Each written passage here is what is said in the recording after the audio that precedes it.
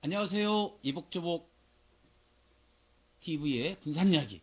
오늘 두 번째 시간으로 또 여러분을 찾아뵙습니다. 자, 오늘은 이슈 따라가기로 그 코로나 시대의 한국 기독교에 대해서 우리 목사님 한 분을 모시고 진단을 한번 해보도록 하겠습니다. 먼저 대담을 진행하기에 앞서서 오늘 또 이 이복저복 TV의 기술을 감독을 해주시고 계시는 우리 매구진 군산의 이진우 대표님, 영화 감독으로 취임을 하셨습니다. 최근에 그 독립영화 한 편 그 마무리하시고 오늘 저녁 7시 개복동 시민예술촌에서 시사회를 한다고 합니다. 그 영화 제목이 출근. 여러분 꼭 참석하셔서 같이 시사회에 한번 참석해 주셔서 좀 축하도 같이 한번 해주시면 고맙겠습니다. 우리 이진우 대표님 한번 잠깐 비춰주시죠.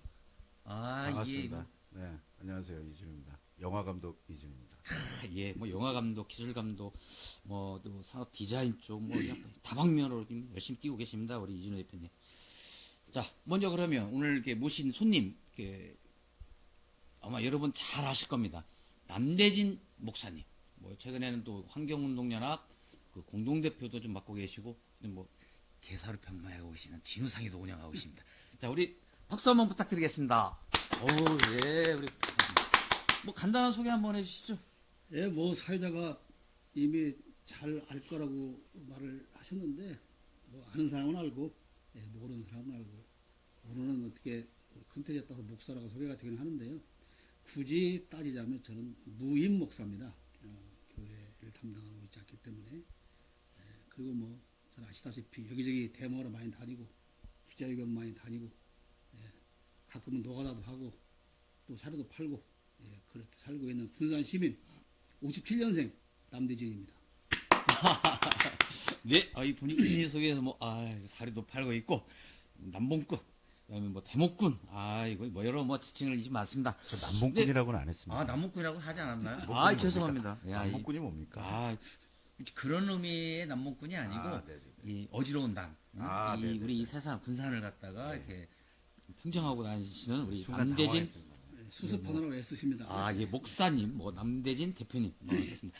우리 또 대표님께서는 또 지난 2018년도에 그 책을 한 권도 출간하셨는데 광야에서라고 하는 또 책을 한 권도 출판을 하셨는데 잠깐 책 소개 좀 한번 해주시면 어떡해요? 우리가 광야라고 하는 단어를 많이 사용하는데요. 실질적으로 그 성경에서 거론되어 있는 이스라엘의 광야는 가보지 않고는 그곳이 얼마나 험하고 사람이 살 수 없는 곳인가를 알기가 어렵습니다. 그런데 이스라엘 백성들이 애굽에서 탈출해서 40년 동안 그 광야를 걸어가게 되죠. 그리고 40년 만에 이제 요단강 이편에 서서 약속의 땅 가나안을 바라본 그 시점을 제가 배경을 잡았습니다. 그러니까 혼자서는 절대로 살아남을 수 없는 그 광야를 40년 동안 걸어온 것은 내 힘이나 내 능력이 아니고 하나님의 도우심이 있었기 때문에 그 어려운 과정을 겪어왔다. 그리고 여전히 그 하나님께서는 미래의 삶도 지켜주실 것이다라고 하는 그 광야의 이야기가 마치 제 삶의 이야기와 비슷하다 이렇게 생각을 해서 삶의 이야기를 써본 것입니다. 예, 삶의 이야기. 예. 뭐 저도 그 책을 읽어봤습니다만은 그 책에 보면 전직 목사, 그다음에 또 목수, 지금은 또 환경운동연합 공동대표, 다양한 직업을 이렇게 경험하시면서 그 책에 좀 담으셨는데 참 의아스러운 게 이제 이게 목사님, 뭐 환경운동연합 이렇게 어떤 시민운동도 하고 계시는 대표님께서 과거에 이게 목수 일을 하셨다. 좀 궁금해합니다. 혹시 하시면서 하게 된 배경이라든지 아니면 뭐 재밌는 에피소드가 있다라고 하면 한 말씀 해주시죠. 원래 뭐 제가 흙수저를 들고 태어났기 때문에 몸으로 하는 일은 뭐 언제나 항상 뭐 감당해 왔고 힘들다 생각해 본 적이 없었죠. 뭐 학교도 늦은 나이에 다니면서 독학도 하고 고학도 하고 그랬는데 이제 뭐 교회를 그만두고 일단은 먹고 살아야 될 거 아니겠습니까? 그래서 이제 내려와서 인력 시장을 다니게 되었는데 제가 목수만 한 것은 아닙니다. 목수만 한 것은 아니고 집을 한 채 지으려면 약 한 100가지 공장이 필요한데 혼자서 할 수 있는 일이 한 90% 정도 됩니다. 그러니까 뭐 용접부터 시작해서 철골 작업, 뭐 배관 이런 모든 것들을 다 하게 되는데요. 뭐 에피소드라고 하기보다는 좀 슬픈 경우 같은 경우냐면 정말 열심히 마음을 다해서 일을 마쳐줬는데 그러고 나면 이제 공사 대금을 받아야 할 거 아니겠습니까? 근데 꼭 트집 잡는 사람이 있어요. 뭐 이게 얼마짜리인데 뭐 내가 보니까 뭐 힘든 일도 아닌데 처음에 견적 볼 때는 아무 소리 하고 안타가 끝나면 그 트집을 잡는데 그 굉장히 상처를 주죠. 그런데 좀 슬프게도 이렇게 트집을 잡고 하는 사람들이 이상하게도 기독교인들이 많더라고 말이에요. 그리고 그렇게 해서 이제 막 상처를 몽땅 주고 어쨌든 뭐 돌아설 때 꼭 한마디 하는 말이 있어요. 사장님 예수 믿고 복 받으세요.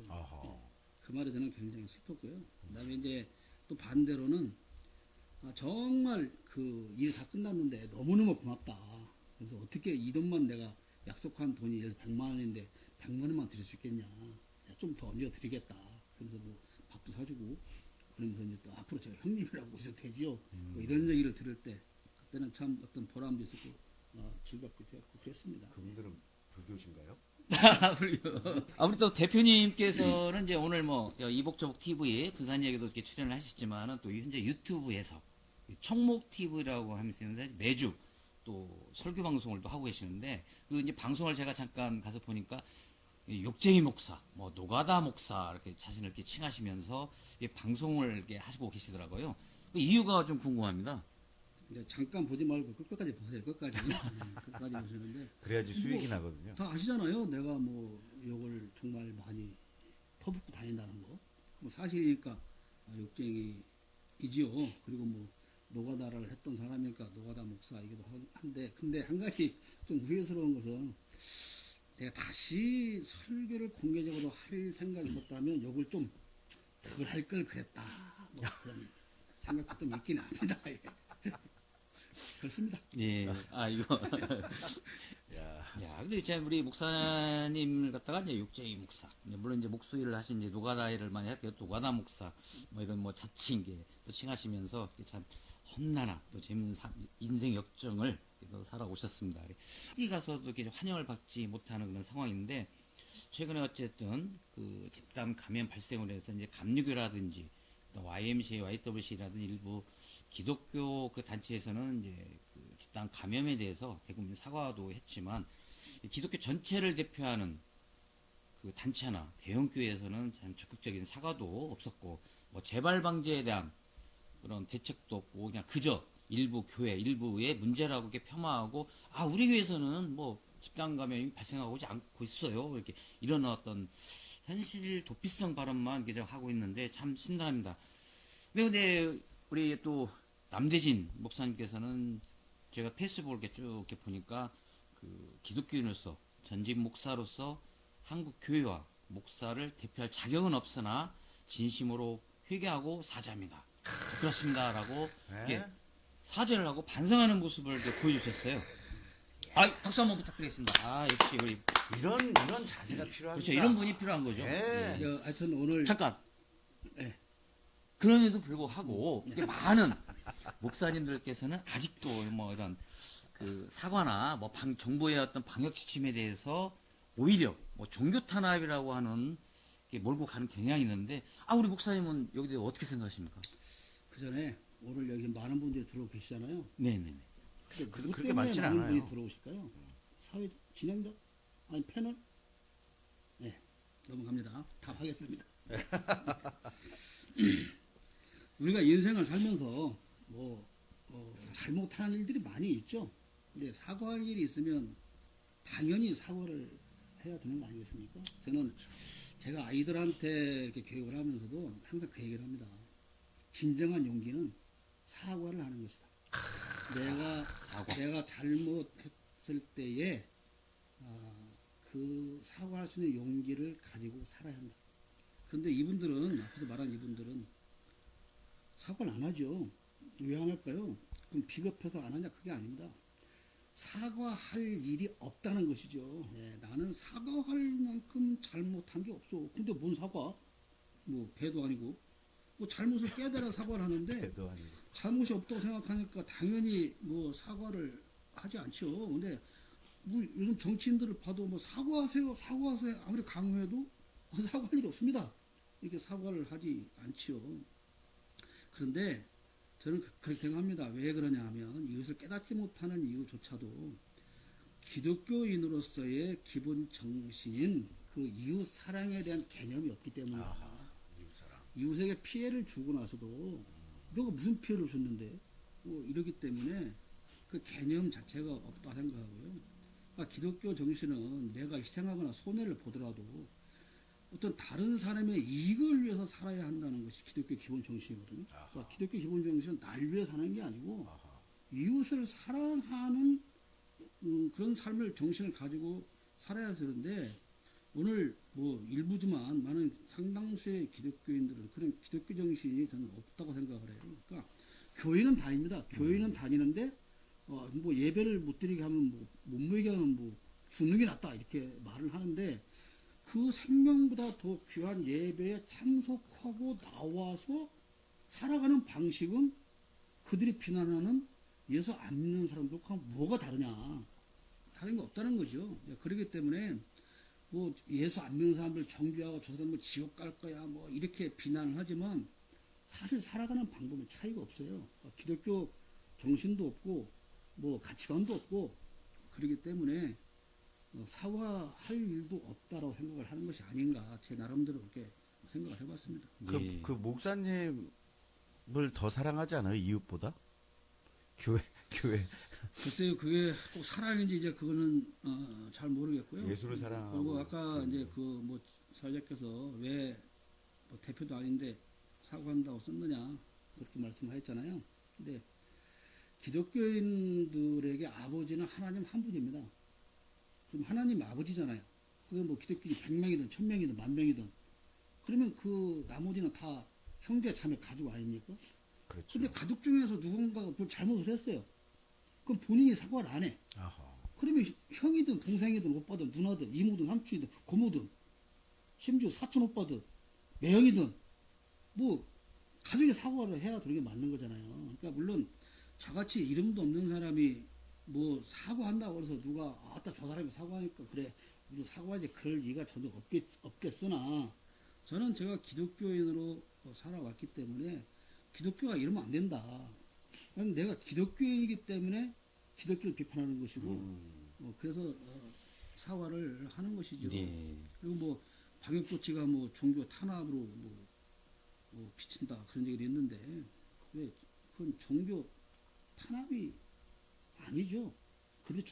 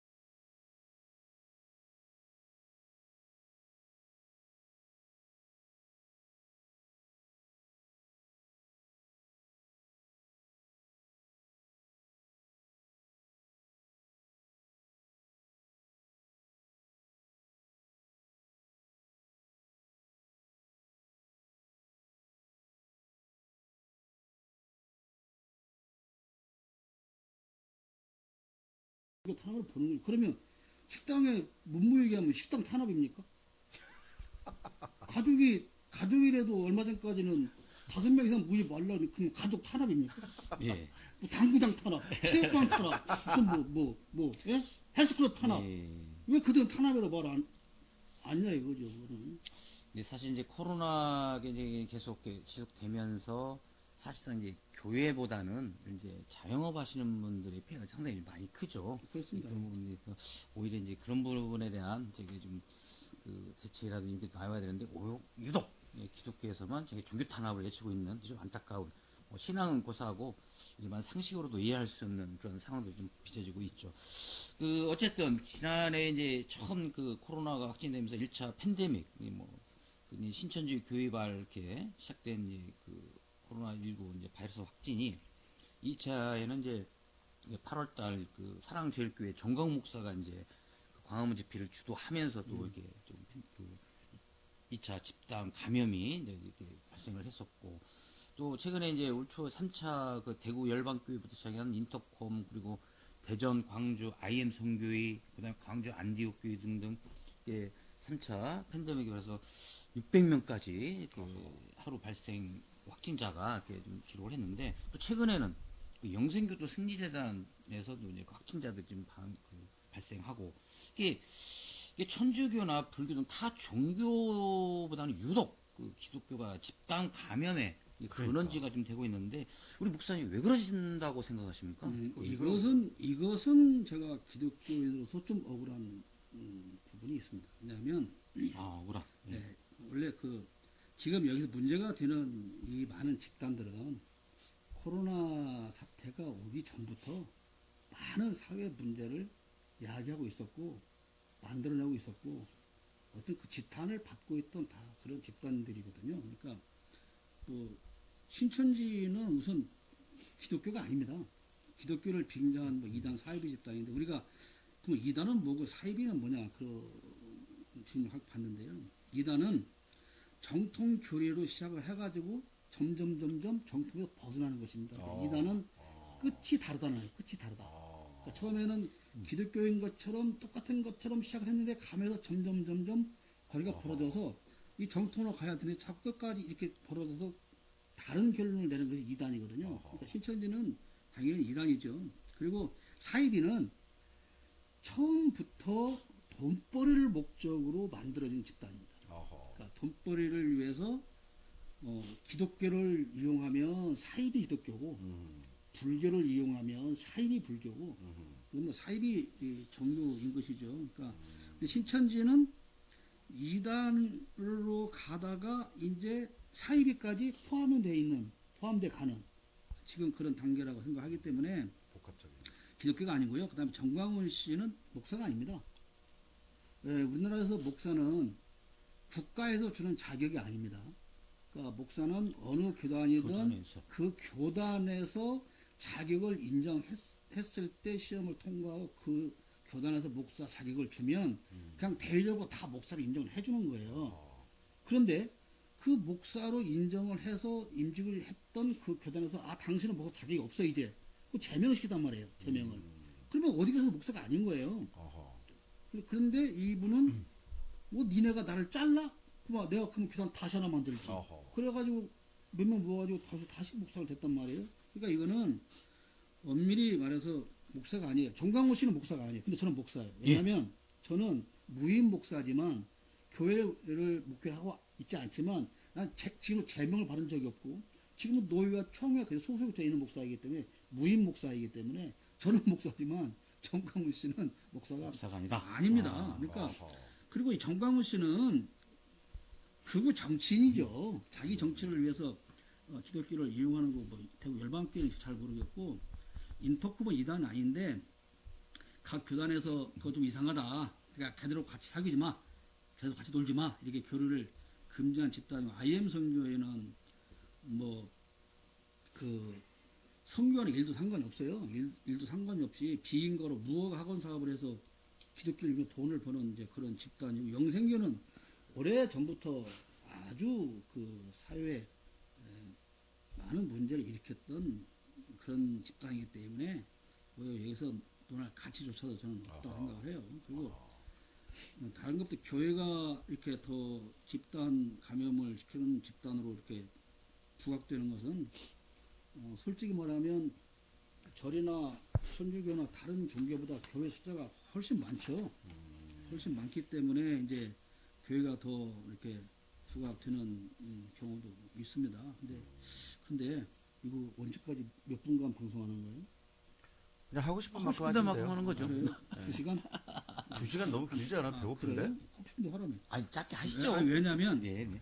지금부터 하는 얘기가 좀 핵심적인 얘기라서 제가 조금 말을 많이 해야 되기 때문에 미리 무섭네요. 왜냐면 오늘 제가 나온 이유가 지금부터 하는 이 얘기 하고 싶어 나온 거예요. 아 그래요. 네.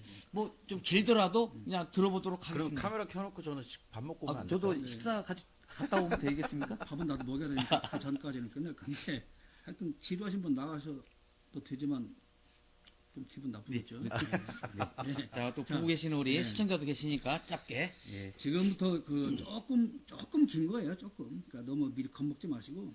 그러니까 이제 왜 이 얘기를 하냐면 예배라는 얘기를 좀 하고 싶어서 그런 거예요. 뭐 대면 예배를 금연하는 것은 우리 보고 죽으라는 얘기다. 뭐 예배가 생명이다. 근데 왜 그걸 막냐? 이런 항의들 많이 하지 않습니까? 그런데 본래 성경에 예배를 어떤 식으로 해야 된다. 뭐 그런 그 말은 없습니다.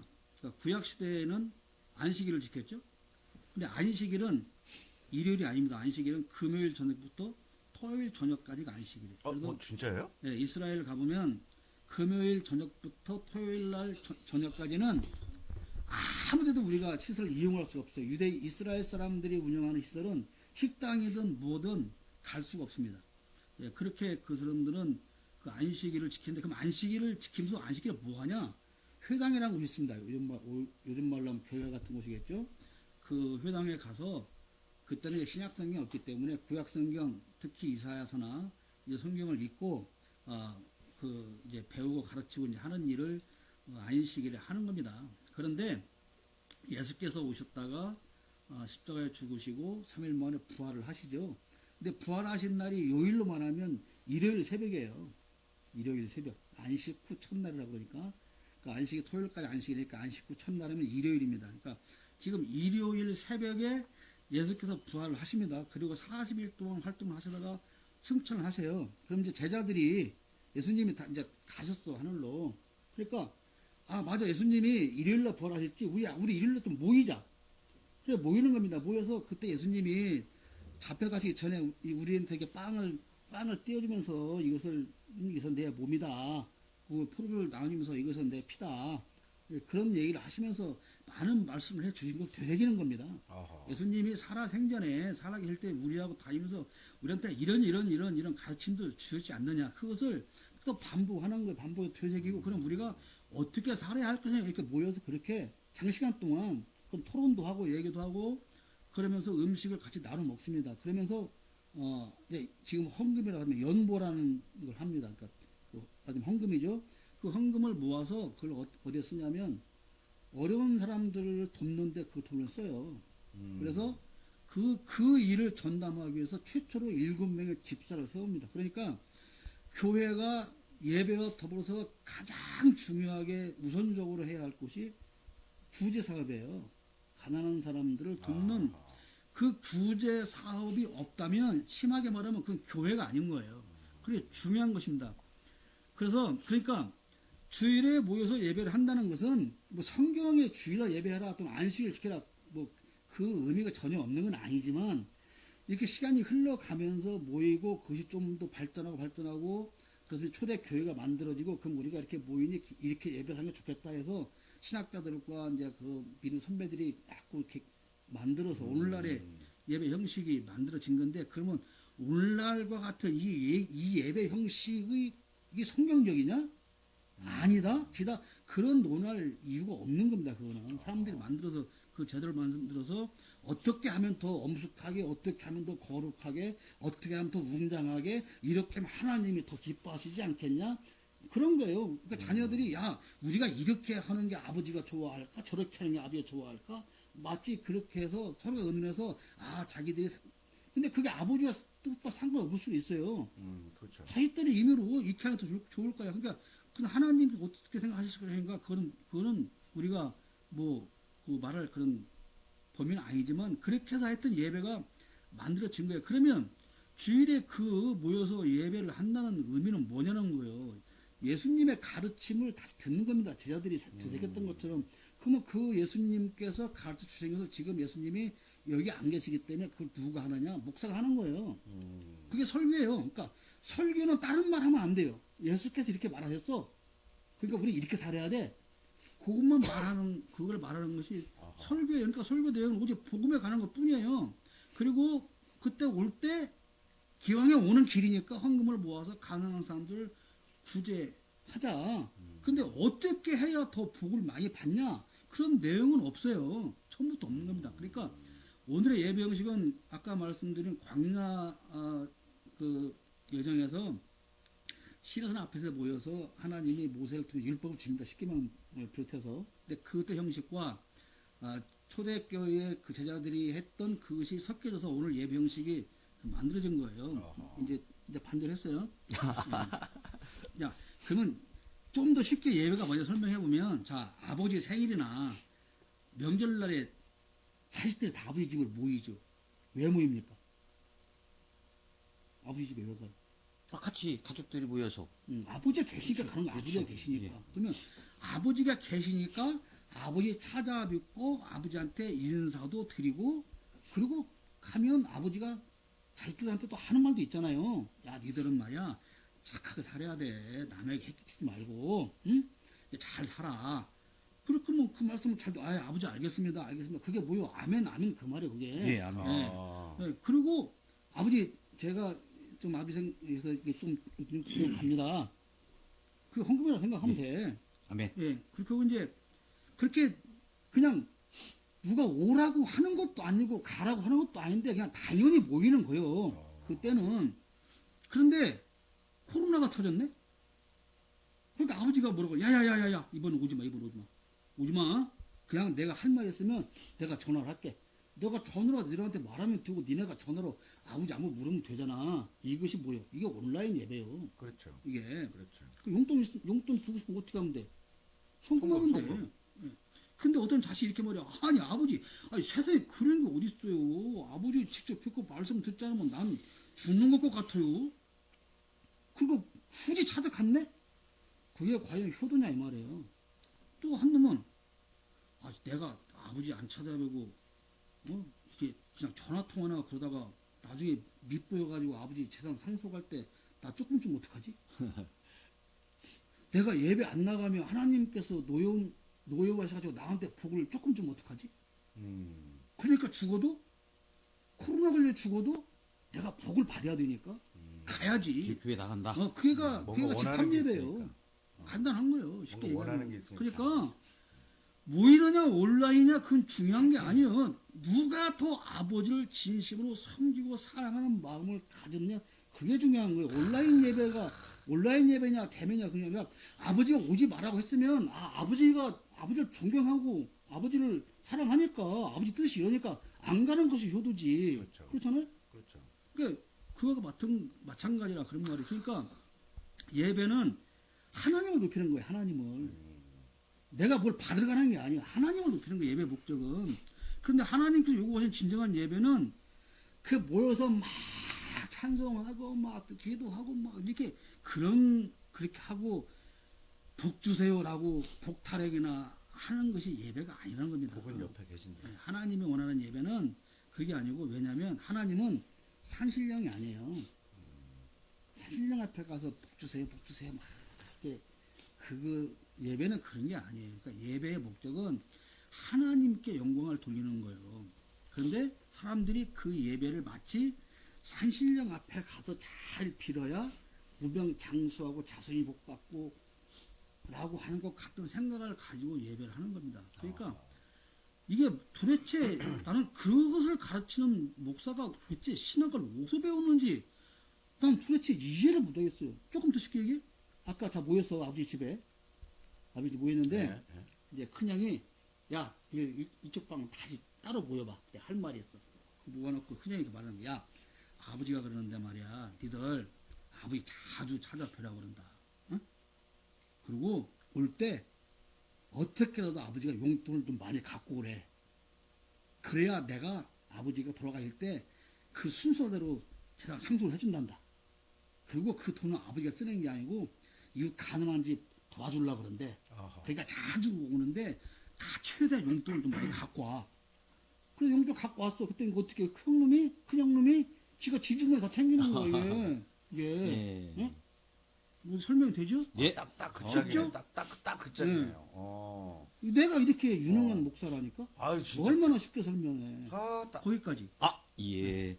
네. 이제 딱. 우리 이제 남대진 목사님께서 예배의 목적, 그다음에 진정한 예배 좀 길게 좀 말씀해 주셨습니다. 하나님께 영광을 드려야 하는 거지 어떤 큰형한테 영광 좀 만든다. 교회에다 오면 안 되는 거죠. 하나님께 영광을 하나님께 해야죠. 영광인데 예. 그 영광을 드리는 목적이 그렇게 해야 내가 복을 더 받지. 예, 그렇습니다. 더 잘 살지. 그런 목적이라면 안 돼. 그렇죠. 아니라는 것이죠. 예, 예배에 대해서 이제 좀 잠깐 이렇게 길게 말씀을 해주셨습니다. 이게 또 방송 중에 우리 그 최용범 그 해망동 발전 협의회도 회장님이시죠? 와 댓글 달아주셨고 또 아유 우리 김정랑 우리 친구인데 반가. 네 우리 송정희님도 또 이렇게 또 댓글을 달아주셨습니다. 갑자기 감사합니다. 아프리카 TV 같아요. 아 제가 꺼내서 또 아프리카입니까? 아 이것도 인격 모독인데 얼굴 모두 이게 얼굴 모독입니까? 아프리카 아, TV를 모르셔서. 그- 아유, 참. 그냥 아까 이제 뭐 우리 목사님께서는 2단 그다음에 또 사이비 뭐 이렇게 좀 또 설명을 해주셨는데 저 진정한 또 하나님을 섬기고 이렇게 하시는 분들은 대부분인데 그 목사 고시라고 해가지고 굉장히 어떤 자부심을 갖고 이제 이렇게 어떤 그런 과정을 겪어서 목사로 안수를 받으시고 이렇게 나와서 이제 또 담임을 하시고 그러시는데 근데 사실 이게 이제 좀 너무 많은 게 사실이죠.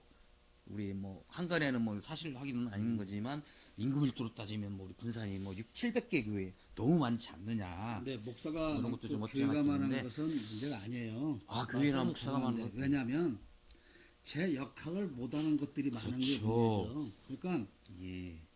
이건 나한테 질문해주지 않은 건데 목사는 목자입니다.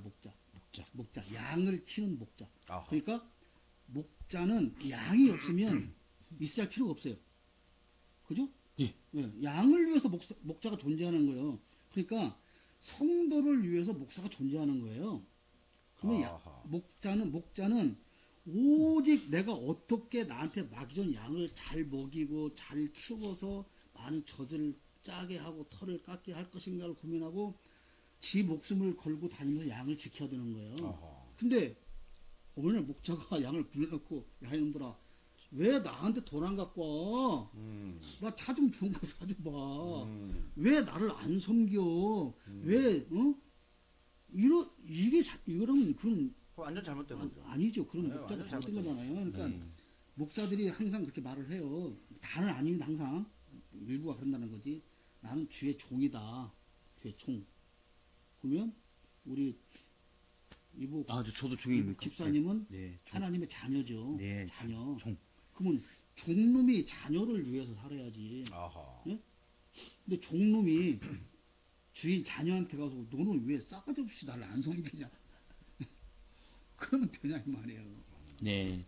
근데 한 뭐, 많은 건 나쁜 게 아니에요. 네네. 한 30여 분 동안 또 우리 이제 기독교의 좀 잘못된 행태 뭐 이런 것 좀 얘기를 했는데 이런 측면도 없지 않아 있다고 저는 생각을 해요.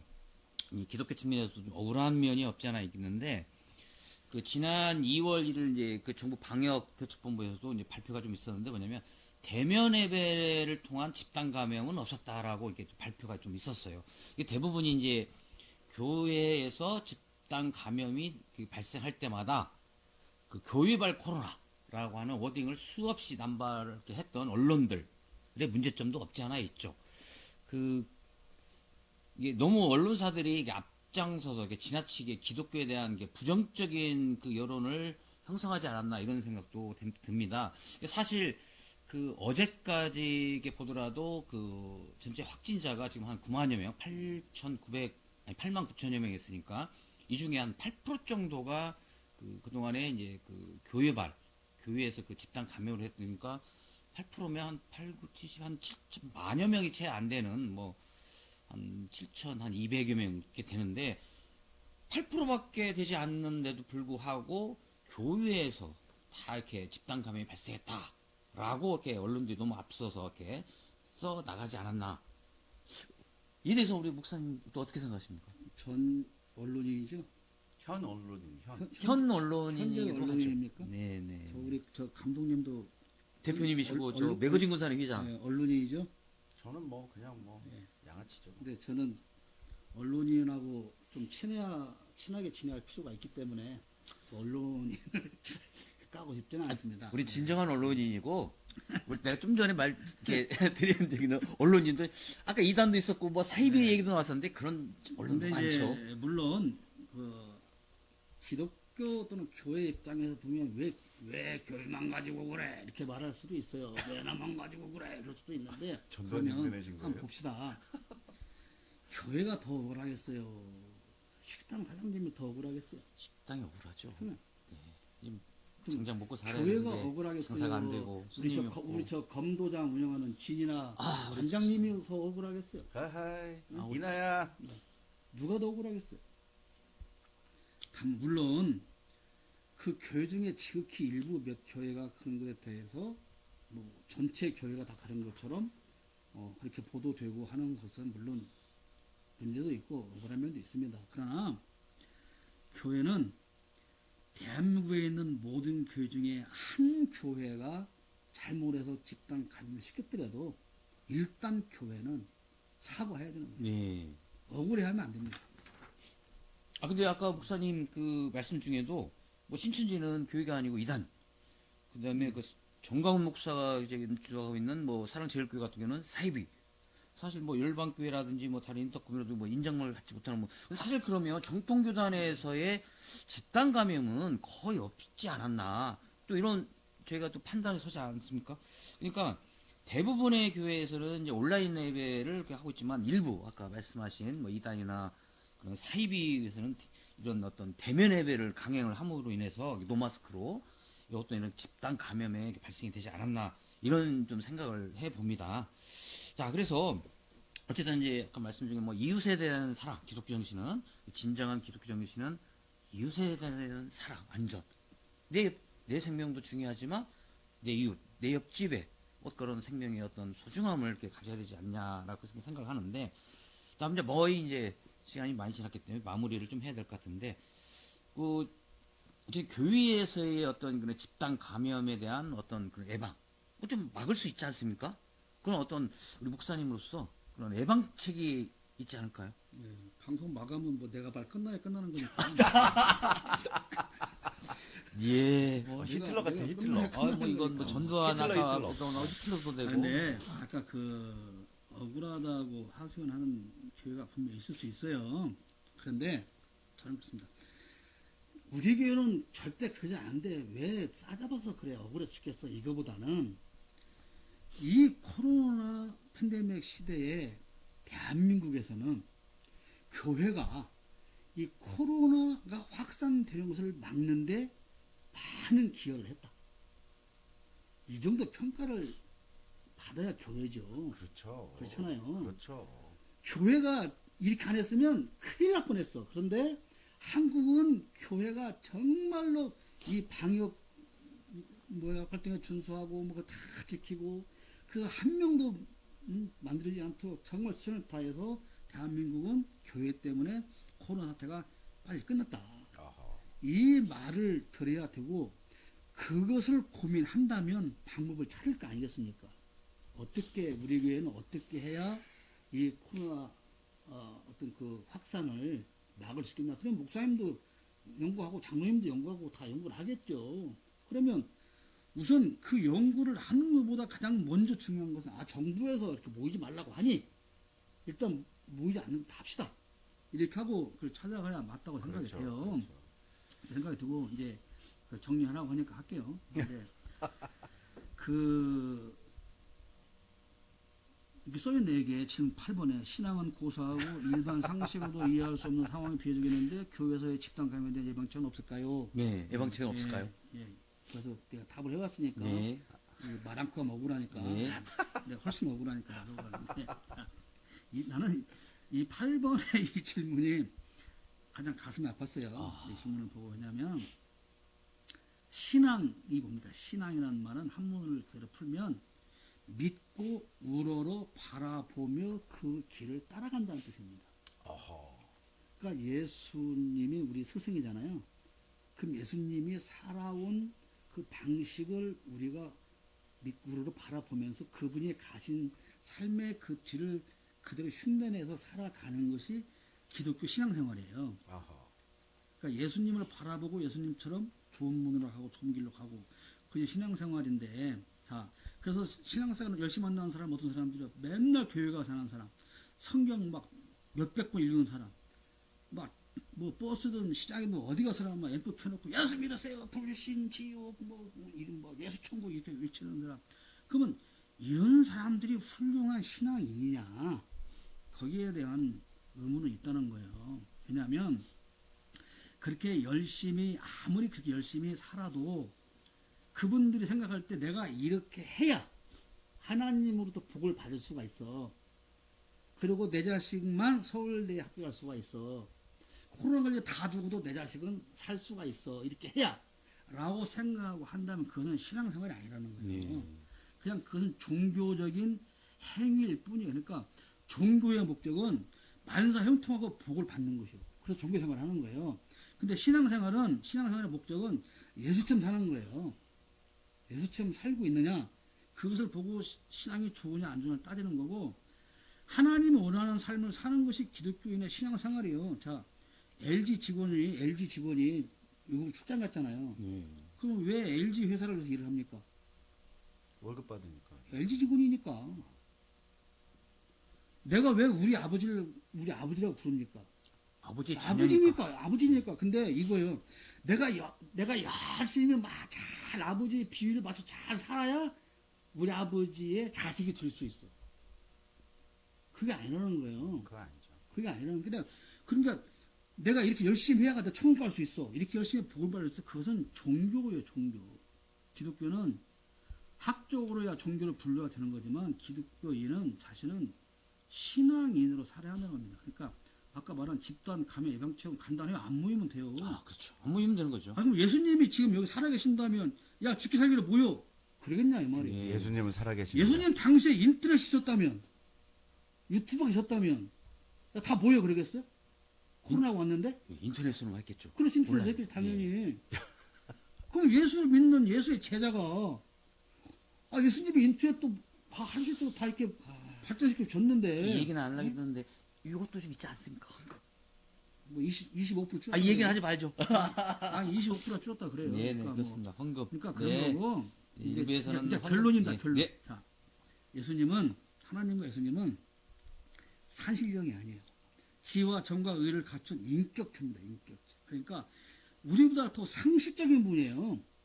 하나님은, 예수님은 우리보다 훨씬 더 상식적인 분이 이렇게 코로나 팬데믹 시대에 모여 그러겠냐 그 말이에요. 그게 아니라는 겁니다. 그러니까 기독교인의 고민은 어떻게 남들보다 더 잘 먹고 잘 살까 그것을 고민하는 게 아니고 어떻게 세상을 위한 빛과 소금으로 살 것인가를 고민해야 한다는 거예요. 예. 그것을 잃어버리면 그 가치관이 사라지면 누가 뭐라고 해도 교회 가서 24시간 살아도 그거는 기독교인 할 수가 없는 거예요. 예. 결론입니다. 네, 기독교인의 정신, 가치, 세상의 빛과 소금이 되자.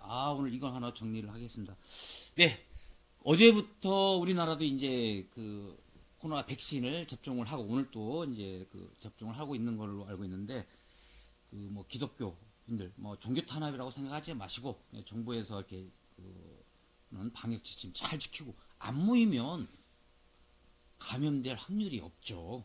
그래서 좀 그런 거를 좀 정부의 방침을 잘 좀 따라줬으면 좋겠고, 사실 뭐 자영업자가 더 어려운 게 현실이고, 그러니까 우리 빨리 이 백신이 사라져서, 백신이 사라진 게 아니라 백신이 코로나가 사라져요? 사라져서. 죄송합니다. 코로나19가 빨리 사라져서 일상으로 좀 돌아갔으면 좋겠습니다. 그래야 또 우리 남대희 형님, 이준 대표님, 또 이거 자주 이거 얘기를 하는 것 같은데, 소주도 한 잔 모여서 이렇게 건배도 할 수 있는 그런 시간이 빨리 왔으면 좋겠다. 이런 생각을 한번 가져봅니다. 오늘 또 이렇게 긴 시간, 우리 또 이렇게 말씀을 해주신 우리 남대진 목사님께 우리 큰 박수 한번 부탁드리겠습니다. 자, 그러면 오늘 함께 해주셔서 감사드리고 또 다음에 뵙도록 하겠습니다. 감사합니다. 고맙습니다.